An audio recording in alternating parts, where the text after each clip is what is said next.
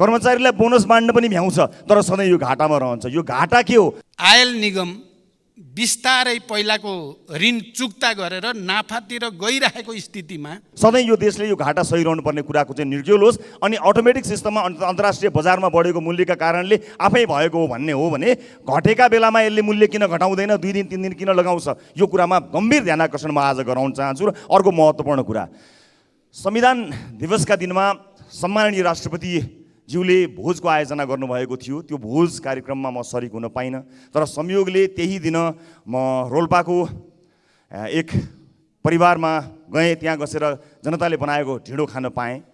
मलाई लागेको थियो त्यो संविधान दिवसको भोज थियो, त्यो खुसी थियो संविधान दिवसको उपलक्ष्यमा।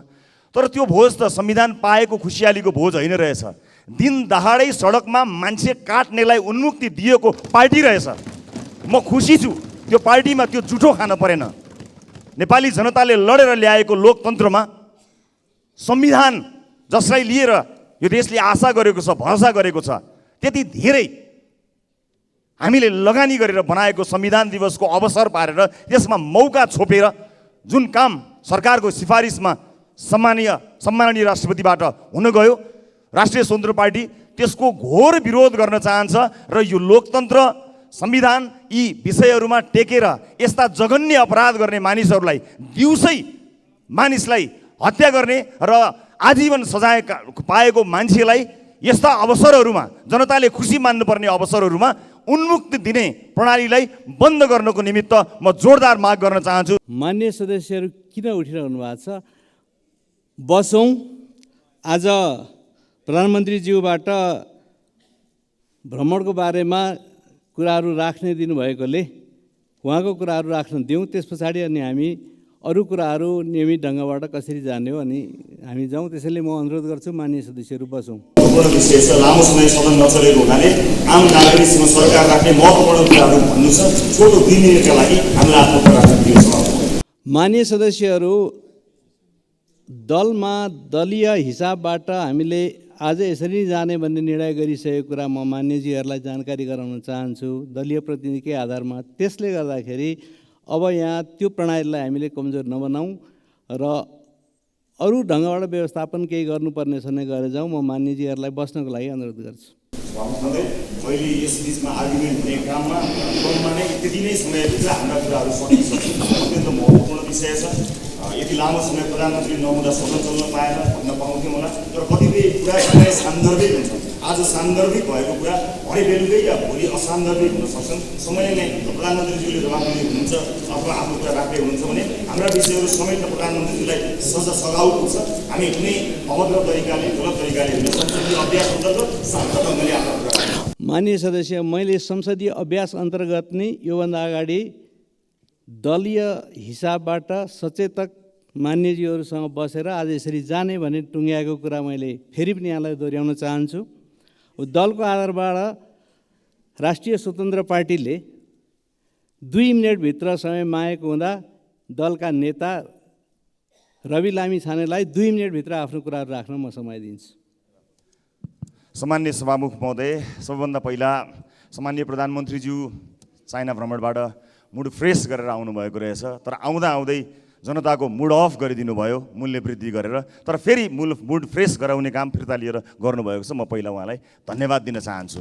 तर एउटा कुरा चाहिँ यहाँ मैले जोड्नै पर्ने के हुन्छ भने आयल निगमका विषयमा जोड्नै पर्ने हुन्छ। धन्यवाद दिइवरी यो आयल निगम व्यापार पनि आफै गर्छ, आयात पनि आफै गर्छ, नियामक निकाय पनि उही हो, सबै कुरा आफै गर्छ र भन्छ सधैँ घाटामा छु भन्छ। कर्मचारीलाई बोनस बाँड्न पनि भ्याउँछ, तर सधैँ यो घाटामा रहन्छ। यो घाटा के हो? सधैँ यो देशले यो घाटा सहिरहनु पर्ने कुराको चाहिँ निर्क्युल होस् अनि अटोमेटिक सिस्टममा अन्तर्राष्ट्रिय बजारमा बढेको मूल्यका कारणले आफै भएको हो भन्ने हो भने घटेका बेलामा यसले मूल्य किन घटाउँदैन, 2 दिन 3 दिन किन लगाउँछ, यो कुरामा गम्भीर ध्यान आकर्षण म आज गराउन चाहन्छु। र अर्को महत्त्वपूर्ण कुरा, संविधान दिवसका दिनमा सम्माननीय राष्ट्रपतिज्यूले भोजको आयोजना गर्नुभएको थियो। त्यो भोज कार्यक्रममा म सरिक हुन पाइनँ, तर संयोगले त्यही दिन म रोल्पाको एक परिवारमा गएँ। त्यहाँ बसेर जनताले बनाएको ढिँडो खान पाएँ। मलाई लागेको थियो त्यो संविधान दिवसको भोज थियो, त्यो खुसी थियो संविधान दिवसको उपलक्ष्यमा। तर त्यो भोज त संविधान पाएको खुसियालीको भोज होइन रहेछ। दिन दहाडै सडकमा मान्छे काट्नेलाई उन्मुक्ति दिएको पार्टी रहेछ। म खुसी छु त्यो पार्टीमा त्यो जुठो खान परेन। नेपाली जनताले लडेर ल्याएको लोकतन्त्रमा संविधान जसलाई लिएर यो देशले आशा गरेको छ, भरोसा गरेको छ, त्यति धेरै हामीले लगानी गरेर बनाएको संविधान दिवसको अवसर पारेर त्यसमा मौका छोपेर जुन काम सरकारको सिफारिसमा सम्माननीय राष्ट्रपतिबाट हुन गयो, राष्ट्रिय स्वतन्त्र पार्टी त्यसको घोर विरोध गर्न चाहन्छ र यो लोकतन्त्र, संविधान यी विषयहरूमा टेकेर यस्ता जघन्य अपराध गर्ने मानिसहरूलाई, दिउँसै मानिसलाई हत्या गर्ने र आजीवन सजाय पाएको मान्छेलाई यस्ता अवसरहरूमा, जनताले खुसी मान्नुपर्ने अवसरहरूमा उन्मुक्ति दिने प्रणालीलाई बन्द गर्नको निमित्त म जोरदार माग गर्न चाहन्छु। धन्यवाद सभामुख महोदय। सायद यो उपयुक्त समय हो, अटो प्राइसिङमा जाने भन्ने भएको थियो, त्यसैको आधारमा भएको थियो, जुन अहिलेको जनताको पीर मर्का, जनताको भावना र आवश्यकता विपरीत थियो। आज बिहान मात्रै मैले प्रधानमन्त्री या सम्बन्धित मन्त्रालय या उपप्रधानमन्त्रीहरूलाई पनि जानकारी नदिई अटो प्राइस भनेको आयल निगमको स्वतन्त्रता होइन, राज्यबाट अलग जाने भन्ने होइन, राज्यभित्रकै अङ्ग हो। त्यसकारण अहिलेको यो परिस्थितिमा त्यो मूल्य फिर्ता लिनुपर्छ भन्ने निर्णय गरियो। त्यही निर्देशन अनुसार आयल निगमले मूल्य फिर्ता लिएको छ। यो जानकारी पनि म गराउन चाहन्छु। म सम्मानित सदनको ध्यानाकर्षण गराउन चाहन्छु, म जहिले पनि विदेश भ्रमणमा जाँदा यस सम्मानित सदनलाई जानकारी गराएर र एजेन्डाहरू बारे पनि मुख्यतः यी हुनेछन् भन्ने कुरा पनि प्रस्तुत गरेरै गएको छु।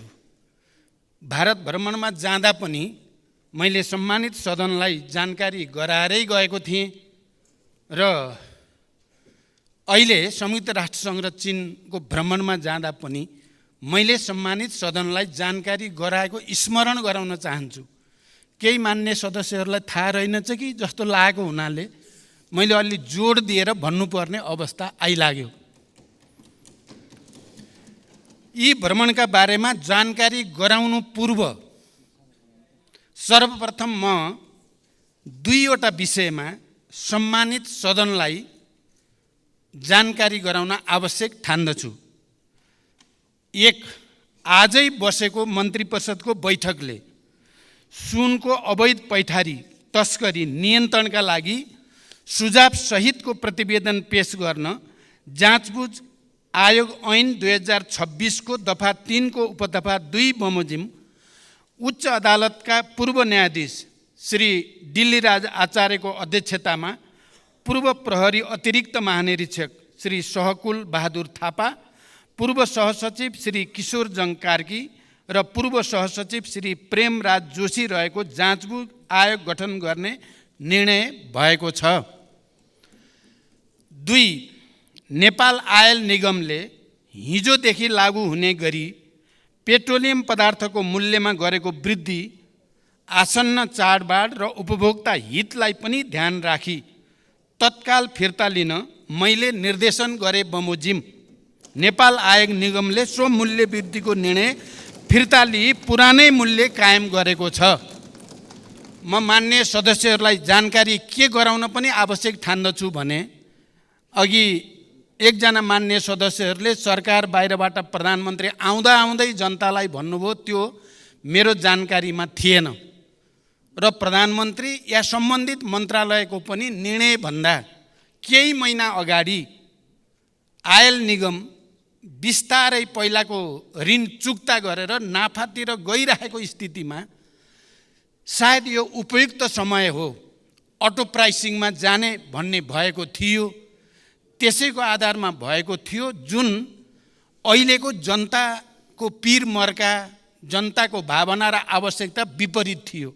आज बिहान मात्रै मैले प्रधानमन्त्री या सम्बन्धित मन्त्रालय या उपप्रधानमन्त्रीहरूलाई पनि जानकारी नदिई अटो प्राइस भनेको आयल निगमको स्वतन्त्रता होइन, राज्यबाट अलग जाने भन्ने होइन, राज्यभित्रकै अङ्ग हो। त्यसकारण अहिलेको यो परिस्थितिमा त्यो मूल्य फिर्ता लिनुपर्छ भन्ने निर्णय गरियो। त्यही निर्देशन अनुसार आयल निगमले मूल्य फिर्ता लिएको छ। यो जानकारी पनि म गराउन चाहन्छु। यो दुईटा जानकारीपछि अब म भ्रमणको बारेमा यस सम्मानित सदनलाई जानकारी गराउँछु। सभामुख महोदय, नेपाली प्रतिनिधिमण्डलको नेतृत्व गर्दै यही सेप्टेम्बर 17 देखि 21 सम्म संयुक्त राष्ट्रसङ्घको 78औं महासभामा सहभागी भई सम्बोधन गरे पश्चात सेप्टेम्बर 23 देखि 30 सम्म जनवादी गणतन्त्र चीनको औपचारिक भ्रमण सम्पन्न गरी 2080 असोज 13 गते स्वदेश फर्केको छु। संयुक्त राष्ट्रसङ्घको महासभामा सहभागी हुन र चीनका प्रधानमन्त्री ली छियाङको निमन्त्रणामा चीन भ्रमणमा जानु अघि पनि मैले यस विषयलाई जानकारी गराएकै थिएँ। मित्र राष्ट्र चीनको औपचारिक भ्रमण चीनका महामहिम राष्ट्रपति सी जिनपिङले गर्नुभएको 2019 को भ्रमणपछि नेपालबाट गरिएको यो पहिलो उच्चस्तरीय भ्रमण हो। कोभिड-19 महामारीका कारण लामो समयदेखि उच्च स्तरमा कुनै भ्रमण नभएको सन्दर्भमा मेरो भ्रमणले नेपाल र चीन बीच आपसी विश्वासको वातावरणलाई सुदृढ गर्दै दुवै देशबीच रहिआएको ऐतिहासिक सम्बन्धको समग्र पक्षलाई थप प्रगाढ बनाउन महत्त्वपूर्ण भूमिका खेलेको विश्वास लिएको छु। यस भ्रमणका दौरानमा चीनका महामहिम राष्ट्रपति तथा प्रधानमन्त्रीसँग सारभूत पक्षमा भएको छलफलबाट नेपाल चीन सम्बन्धलाई थप उचाइ दिन मद्दत पुगेको छ। विगतमा भएका समझदारीहरूको कार्यान्वयन गर्दै लैजाने प्रतिबद्धता व्यक्त भएको छ। चीनका महामहिम राष्ट्रपति र प्रधानमन्त्रीसँग प्रतिनिधिमण्डल स्तरीय वार्ता र छलफल हुँदा चीनसँगको व्यापार, लगानी, अन्तर्देशीय यातायात सञ्जाल र आर्थिक सामाजिक साझेदारी वृद्धि गर्दै लैजाने दिशातर्फ हाम्रो सम्बन्ध केन्द्रित रहनुपर्ने मैले राखेको धारणाप्रति महामहिम राष्ट्रपति र प्रधानमन्त्रीले चीनको पूर्ण समर्थन रहेको बताउनु भयो। उच्चस्तरीय भेटहरूमा नेपालको उत्तरी सीमा क्षेत्रमा चीन तर्फबाट प्रसारण लाइन निर्माण, नेपाल र चीनको सिमानामा रहेको भूभागमा केन्द्रीय विद्युत प्रसारण प्रणालीबाट विद्युतको पहुँच पुर्याउन नसकिने स्थानहरूमा सौर्य प्रणाली जडान, विभिन्न सडक निर्माण तथा स्तर उन्नति, स्वास्थ्य तथा कृषि क्षेत्रमा सहयोग विस्तार, कोभिडपछि अवरुद्ध भएका साथै परम्परागत सीमा नाकाहरूको पुनः सञ्चालन, सीमा नाकामा नेपालतर्फ पूर्वाधार निर्माण, अत्याधुनिक प्रयोगशाला निर्माण जस्ता पूर्वाधार विकासका बारेमा केन्द्रित भएको थियो। यसै गरी नेपाल चीन बीचको जनस्तरको सम्बन्धलाई प्रगाढ बनाउन पोखरा अन्तर्राष्ट्रिय विमानस्थलहरूमा चीनबाट सोझै हवाई उडान गरिनुका साथै विज्ञान र प्रविधिको क्षेत्रमा सहकार्य गर्ने, द्विपक्षीय व्यापार विस्तार गर्ने विषयमा समेत विस्तारपूर्वक छलफल भयो। नेपाल सदैव एक चीन नीतिमा प्रतिबद्ध रहँदै आएको र नेपाल चीन बीचको सम्बन्ध पञ्चशीलको सिद्धान्त, असल मित्रता, आपसी साझेदारी र सम्मान तथा अन्तर्राष्ट्रिय मूल्य मान्यता र कानुनमा आधारित रहेको पृष्ठभूमिमा भविष्यमा यो सम्बन्धलाई थप उचाइमा लैजाने दिशातर्फ दुवै पक्षले गर्नुपर्ने कार्यका बारेमा गम्भीर विचार विमर्श भयो। चीन भ्रमणको समयमा चीनको हाङजाउमा विभिन्न देशका राष्ट्र प्रमुख र सरकार प्रमुख एवं उच्चस्तरीय प्रतिनिधि समेतको उपस्थितिमा चीनका महामहिम राष्ट्रपतिले गर्नुभएको उद्घाटन समारोहमा सहभागी भई नेपाली खेलाडीहरूको हौसला बढाउने अवसर पनि प्राप्त भयो। हाङजाओ र बेइजिङमा भएका बैठक र छलफलका अलावा चीनको छोङछिङ, चीनको स्वशासित क्षेत्र तिब्बत र छेन्दुको समेत भ्रमण गरी द्विपक्षीय सम्बन्धका बारेमा छलफल गरिएको थियो। प्रत्येक बैठकमा त्यहाँका राजनीतिक नेतृत्वबाट नेपाल चीन सम्बन्धलाई थप उचाइमा पुर्याउने एवं मेरो भ्रमणको अवसरमा नेपाल र चीनबाट संयुक्त रूपमा जारी वक्तव्यको पूर्ण कार्यान्वयन गर्ने प्रतिबद्धता व्यक्त भएको थियो। यसका साथै चीनको जनकाङ्ग्रेसका अध्यक्षसँगको भेटमा संसदीय प्रणाली र कानुन निर्माणमा चीनको जनकाङ्ग्रेसको अनुभव समेत बुझ्ने अवसर प्राप्त हुनुको साथै आपसी सहयोग आदान प्रदान गर्ने विषयमा समेत गम्भीर छलफल भयो। चीन भ्रमण अघि मैले संयुक्त राष्ट्रसङ्घको चालु 78औं महासभामा सहभागी भई उच्चस्तरीय सत्रको जेनरल डिबेट सामान्य बहसमा नेपालको तर्फबाट सम्बोधन गरेको थिएँ। यस सम्बोधनमा मैले प्रमुख रूपमा नेपालको शान्ति प्रक्रिया र त्यसलाई ठोस निष्कर्षमा पुर्याउन अन्तर्राष्ट्रिय समुदायको सहयोग, जलवायु परिवर्तन तथा यसले गर्दा नेपाल लगायत अल्पविकसित देशहरूमा परेको नकारात्मक प्रभाव र त्यसका निराकरणका उपायहरू, हिमाली राष्ट्रहरूका समस्या, दिगो विकासका लक्ष्यहरूको प्राप्तिमा अल्पविकसित राष्ट्रहरूका समस्या प्रस्तुत गर्दै ती समस्या समाधानमा साधन स्रोतको व्यवस्थापनका लागि विश्व समुदायको गम्भीर ध्यानाकर्षण गराएको छु। यसैगरी अति कम विकसित तथा भूपरिवेष्टित राष्ट्रका समस्याहरूप्रति विश्वको ध्यानाकर्षण गराउँदै ती राष्ट्रहरूको विकासका लागि अन्तर्राष्ट्रिय सहयोग, प्रविधि हस्तान्तरण र लगानीका माध्यमबाट गरिबी तथा असमानता हटाउँदै जानुपर्ने विषयमा मैले विशेष जोड दिएर राखेको छु। साथै समकालीन विश्वका प्रमुख मुद्दाहरू मानवाधिकार, निशस्त्रीकरण, आतंकवाद बारे नेपालको दृष्टिकोण पनि प्रष्ट शब्दमा प्रस्तुत गरेको छु। महासभाको मूल सत्रका अलावा दिगो विकास सम्बन्धी शिखर सम्मेलन एसडिजी समिट, जलवायु सम्बन्धी शिखर सम्मेलन क्लाइमेट एम्बिसन समिट, महामारी रोकथाम तयारी र प्रतिकार्य सम्बन्धी उच्चस्तरीय बैठक high level meeting on pandemic prevention preparedness and response, विकासका लागि वित्त सम्बन्धी उच्चस्तरीय संवाद high level dialogue on financing for development, स्वास्थ्य सम्बन्धी high level meeting on universal health coverage तथा United Nation friends of vision high level ब्रिफलाई समेत सम्बोधन गरेको थिएँ। यी सम्बोधनहरूमा मैले नेपाल लगायत अति कम विकसित राष्ट्रहरूको तर्फबाट समेत दिगो विकासका लक्ष्य प्राप्तिका समस्या, त्यसको समाधान, जलवायु परिवर्तनको प्रभाव र सोको न्यूनीकरणमा सहयोग गर्न अति कम विकसित मुलुकहरूका लागि सहज वित्तीय पहुँचको सुनिश्चितता, कोभिड-19 लगायतका महामारी र सोबाट गरिब मुलुकहरूका अर्थतन्त्रमा परेका समस्याका बारेमा विस्तृत र स्पष्ट दृष्टिकोण राखेको थिएँ। यसपटकको मेरो राष्ट्रसङ्घको सबै सभाहरूमा सम्बोधन गर्दा खाली नेपालको प्रधानमन्त्रीको हैसियतले मैले विषयलाई स्पष्ट राख्ने अवसर प्राप्त गरेको मात्रै होइन। यो पटक हाम्रो लागि विशिष्टता के रह्यो भने हामी एलडिसीको चेयर हौँ। यो पटक 47वटा कम विकसित देशहरूको अध्यक्षको हैसियतले प्रत्येक सभामा सम्बोधन गर्ने विशेष अवसर पनि नेपाललाई प्राप्त भयो र त्यो अवसरको हामीले अधिकतम सदुपयोग गरेको जानकारी पनि म गराउन चाहन्छु। संयुक्त राष्ट्रसङ्घको महासभाकै दौरानमा अमेरिकी राष्ट्रपति एवं संयुक्त राष्ट्रसङ्घका महासचिव लगायत विभिन्न देशका राष्ट्र प्रमुख र सरकार प्रमुखसँग पनि द्विपक्षीय गम्भीर छलफल भएको थियो।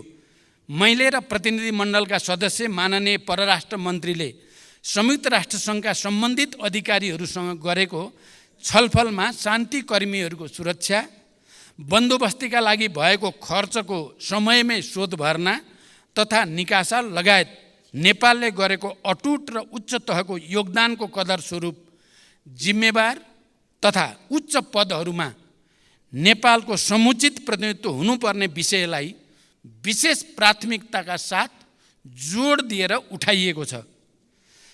समग्रमा दुवै भ्रमणहरू सफल भएको मैले र हाम्रो प्रतिनिधिमण्डलले ठानेको छ। चीनको भ्रमणले झन्डै 4 वर्ष लामो नेतृत्व तहबाट एक अर्का मुलुकमा भ्रमण नभएको स्थितिको अन्त्य भएको छ। उच्च स्तरमा भएको द्विपक्षीय वार्ताबाट छिमेकीहरूका संवेदनशील विषयहरूमा नेपालले पालन गर्दै आएको नीतिको पुनर्पुष्टि भएको छ। राजनीतिक तहमा विश्वासको वातावरण बनेको छ। पूर्वाधार निर्माण, व्यापार, लगानी तथा जनस्तरको सम्बन्ध विस्तारमा द्विपक्षीय सहयोग र सहकार्यलाई तीव्रता दिने मार्ग प्रशस्त भएको छ र अझ महत्त्वपूर्ण त नेपाल र नेपाली जनताप्रति चिनिया नेताहरूको सद्भावना विशेष रूपले अभिवृद्धि भएको हामीले महसुस गरेका छौँ। त्यसै गरी संयुक्त राष्ट्रसङ्घको महासभामा प्रधानमन्त्री स्तरमा भएको सहभागिताबाट नेपालको शान्ति प्रक्रियालाई निष्कर्षमा पुर्याउन संयुक्त राष्ट्रसङ्घ र अन्तर्राष्ट्रिय समुदायको सद्भाव हासिल गर्ने, नेपालमा द्वन्द्वबाट शान्तितर्फ रूपान्तरणको सफल उदाहरणलाई अन्तर्राष्ट्रिय समुदायले उचित मान्यता दिनुपर्ने, दिगो विकासका लक्ष्यहरूको कार्यान्वयन तथा जलवायु परिवर्तनका प्रभावहरूबारे नेपाल लगायत अति कम विकसित मुलुकहरूका चुनौती र तिनको सम्बोधनका लागि विश्व समुदायको ध्यानाकर्षण गराउने विषयमा नेपाल यसपटक देखिने गरी प्रस्तुत हुन सफल भएको छ।